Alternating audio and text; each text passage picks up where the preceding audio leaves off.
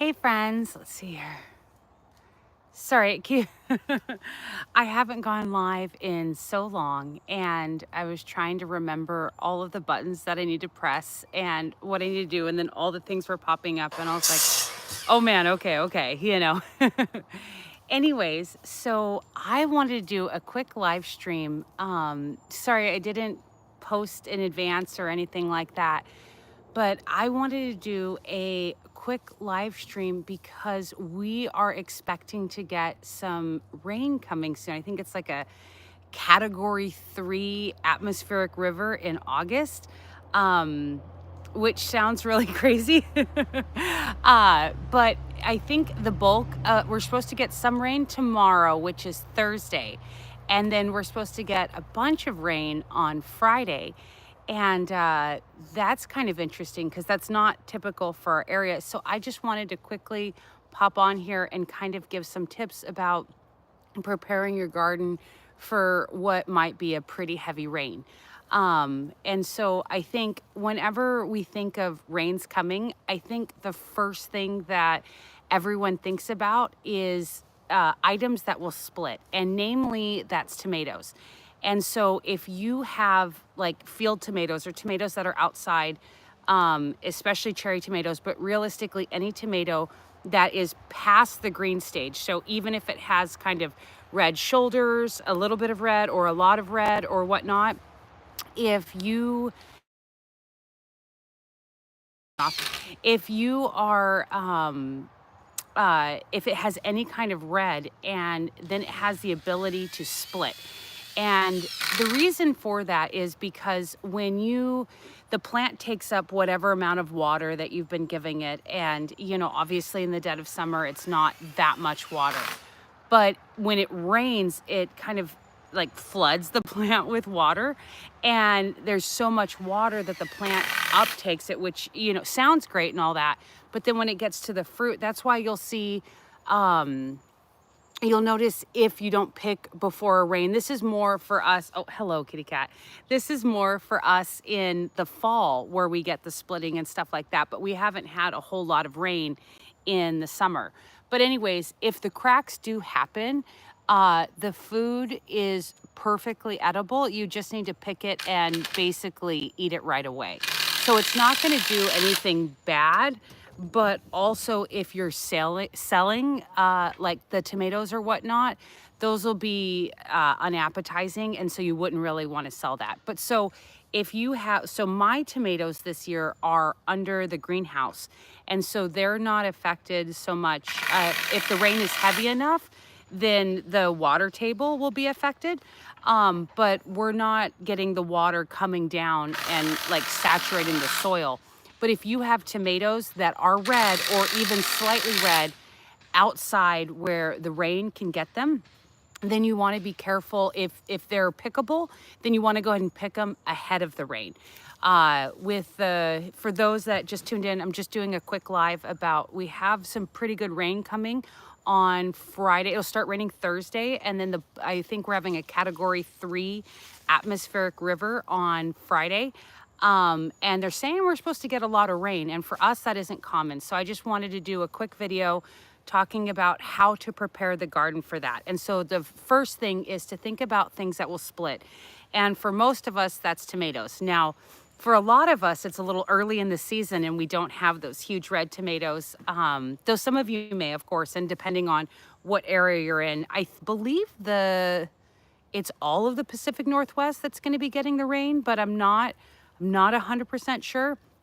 But anyway, so if you have tomatoes that are red, or even if they're just away from being picked, it's always best to go and pick them maybe Friday morning or Thursday evening or something like that, so you don't have them splitting.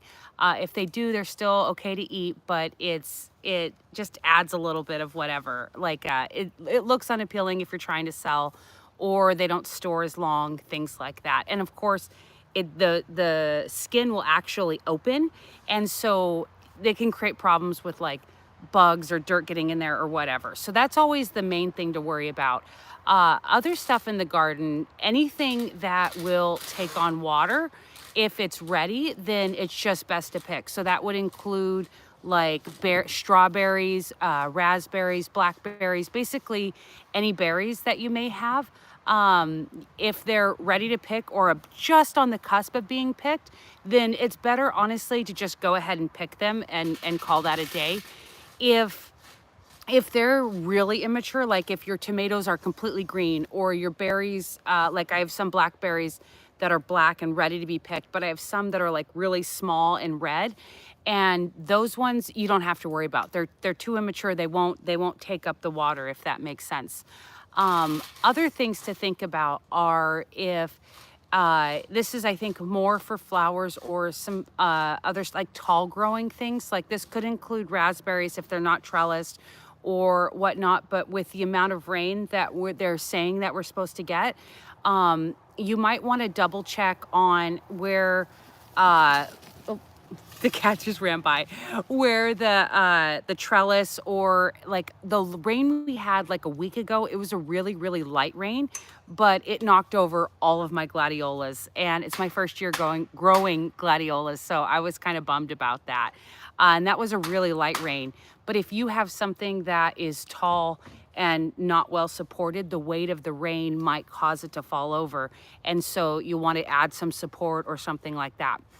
Another thing to do in preparation for the rains that we're going to have, because also remember, rain, I don't know, there's like a magic that comes with rain. And when it rains, it just makes everything come alive. So if you've been thinking about seeding something like, let's say, lettuce or spinach or whatever, fall crop you're aiming for, I would get the seeds in the ground as soon as possible. Because there's really nothing better than rainwater to help like get them off to a good start. Or if you have like small plants or whatever, porch gardening with passion. Hey, but if you have like little starts that are coming up or whatever, and the rain starts coming in, like you'll notice that they just explode. We more or less see this in the spring, and we don't really get a lot of rain in the summer, but it's still a lot of fun. The other thing to think about is fertilizing. And especially, quick side note on fertilizing is that generally the organic fertilizer takes longer to actually reach the plants because you're feeding the microbes that then feed the plant, whereas synthetic fertilizer, commercial fertilizer, I don't know the word for it, but that affects the plants more directly.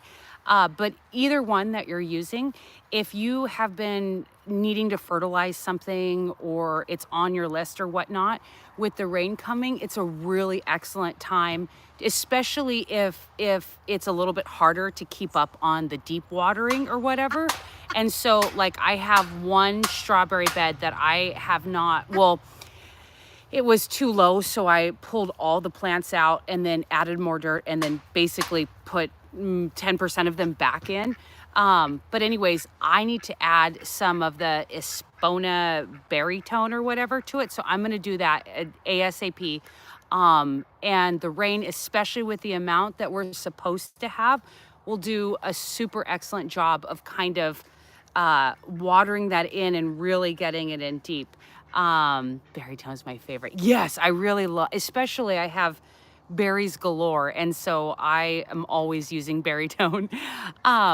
But yeah, fertilize, any kind of trimming or anything you need to do. That's another thing to consider, is that if you have a plant, I'm trying to think, sometimes it could be cucumbers or tomatoes or a plant that you have that's growing too out of control and too like I guess wild or whatnot. We all know what that is, right? The spacing will be fine or whatever. With the amount of rain that we're supposed to get, especially for plants that are sensitive to like getting funguses or anything like that. It is the time of year where, sometimes the zucchinis or the squashes or the cucumbers could start to struggle or whatnot.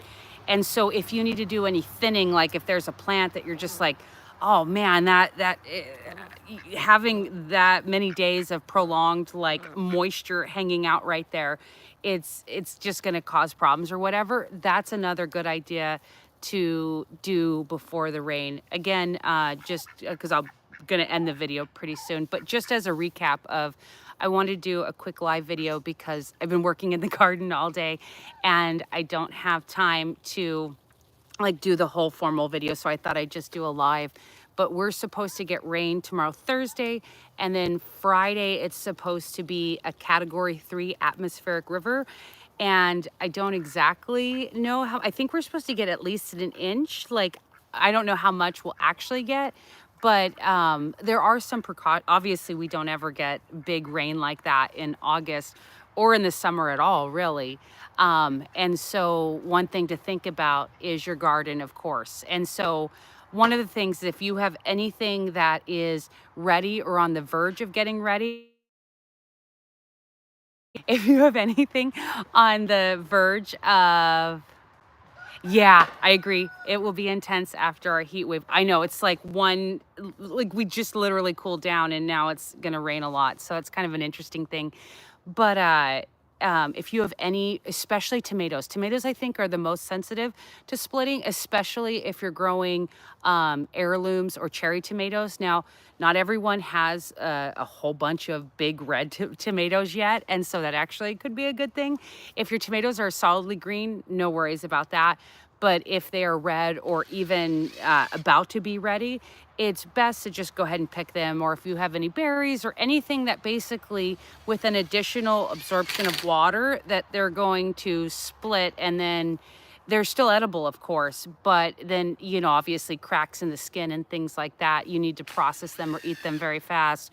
Or, you know, you don't really want dirt getting in there or whatnot. And then, of course, they don't look the great. They taste fine. But, well, I guess the flavor is lost a little bit just because it literally is bursting because it's so full of water.